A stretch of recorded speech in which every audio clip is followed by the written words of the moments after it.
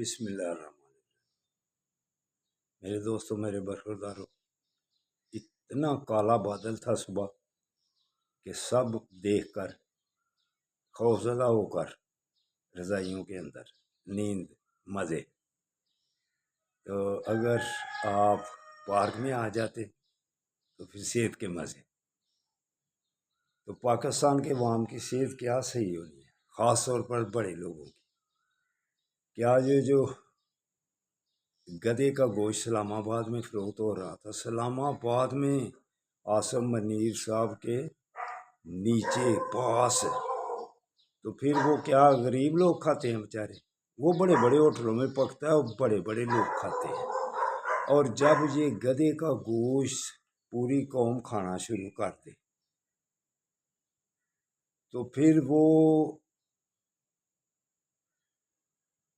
گدے کی طرح کے لوگ ہی پھر گدے کا گوشت کھانے والے پھر اسمبلیوں میں کون بیٹھے گا جا کر؟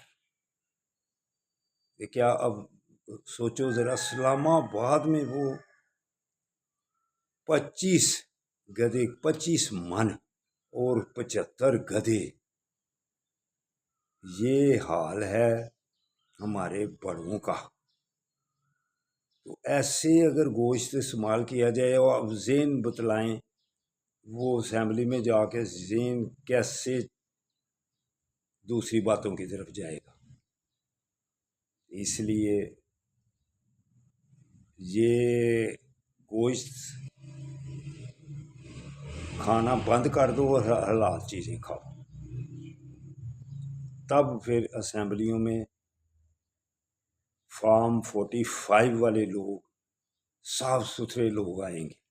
وگرنہ اگر زیادہ گدے کا گوشت ہی استعمال ہوتا رہا، کتوں کا گوشت ہی استعمال ہوتا رہا، تو پھر اسمبلیوں میں کیسے لوگ آئیں گے؟ یہ ہم خود ہی اندازہ کر سکتے ہیں۔ ہمارے بڑے افسر اور پاکستان کی قیادت پھر کن کے حوالے ہوگی؟ چلو آؤ دوستو، پارک میں آ جاؤ، انشاءاللہ تعالیٰ آپ کی صحت بنائیں اور گدے کے گوشت سے بھی آپ کو بچائے۔ اللہ حافظ، اللہ حافظ۔